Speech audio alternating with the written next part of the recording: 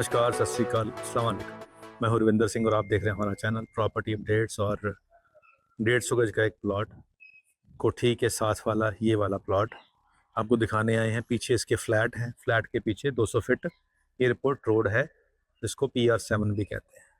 तो बाहर से ये इस तरफ जाओगे तो न्यू चंडीगढ़, चंडीगढ़ इस तरफ जाओगे तो VR मॉल और एयरपोर्ट। और मेन रोड से हम 200 मीटर या 300 मीटर मैक्सिमम अंदर आए हैं। और इस तरफ सामने फ्लैट भी हैं, यहाँ कोठियाँ भी 150 गज की हैं। और ये गली बंद गली में कह सकते हैं कि आप ये प्लॉट आपको मिल रहा है। और डेड एंड कॉर्नर से 2 प्लॉट छोड़ के है, वेस्ट फेसिंग है। और 150 गज 27 फीट इसका फ्रंट है। और ये नक्शा इसका पास है, यानी कि आप आज ही इस पर घर बनाना शुरू कर सकते हैं। बेसमेंट आपको ज़रूरत नहीं है, बेसमेंट पहले से बनी हुई है। अगर बेसमेंट नहीं बनानी है तो तकरीबन आपकी 50,000 की मिट्टी इसके अंदर डलेगी और फाउंडेशन आपको नीचे से हो जाएगी। 55,000 पर गज का यहाँ पे प्राइस डिमांड हो रही है, कुछ ऐसा ही इनका भी मानना है। बाकी ऑन टेबल बैठेंगे तो नेगोशिएशन हो जाएगी। तो प्राइस अब बढ़ चुके हैं। पुरानी वीडियोस में हमने इस इलाके की जो बनाई थी कम प्राइस थे। अब यहाँ पे नक्शा पास वाले प्लॉट कम बचे हैं, क्योंकि मैक्सिमम लोगों ने घर बना लिए हैं और जो प्लॉट बचे हैं वो भी नहीं सेल कर रहे हैं। तो पूरे इलाके में घूम फिर के जो प्लॉट फॉर सेल अवेलेबल हैं उनके प्राइस आज की डेट में सब 50+ हो चुके हैं। तो यहाँ पे भी आपको इसके आसपास 55 की डिमांड है। हो सकता है ऑन टेबल बैठे तो कुछ नेगोशिएशन भी हो जाए। वो कितनी होगी, कैसे होगी, वो जब आप आओगे, पहले ये प्लॉट देखोगे, लोकेशन देखोगे, पसंद आएगा तो वो भी करवा देंगे, कोई ऐसी बात नहीं है। अब 123 सेक्टर है ये, और 123 बिल्कुल 200 फीट रोड के साथ वाला, खरड़ की तरफ वाला। तो आपने देख ही लिया कि प्रोजेक्ट तो यहाँ कोई स्पेसिफिक नहीं है, ये ओपन एरिया के प्लॉट हैं।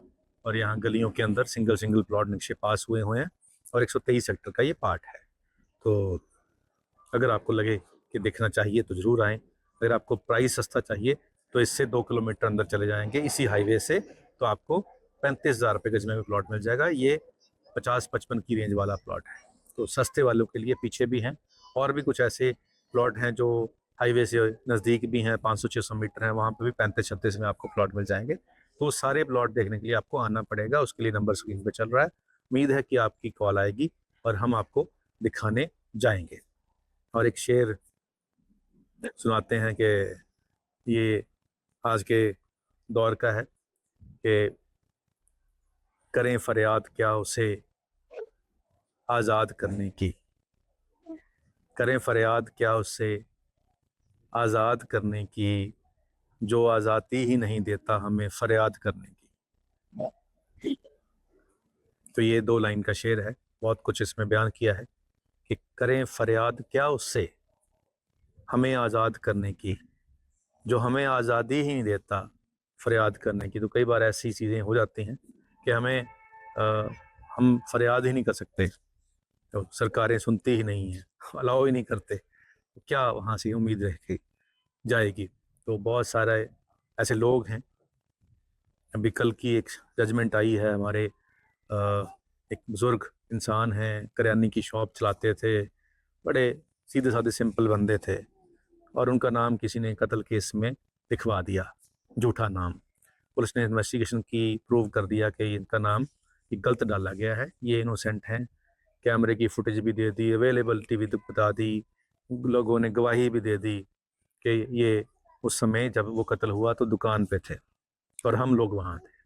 सब कुछ होने के बाद 7 साल के बाद उनको कल सज़ा हो गई, और जिन्होंने कत्ल किया था उनको बरी कर दिया गया। बड़ा मन खराब हुआ कि क्या हमारा देश है, क्या हमारा सिस्टम है, जो कत्ल करके उनको आज़ादी मिल गई, वो बरी हो गए, और जो अपनी दुकान पे बैठे थे बेचारे, जिन्होंने किया ही कुछ नहीं, उनको सज़ा दे दी गई।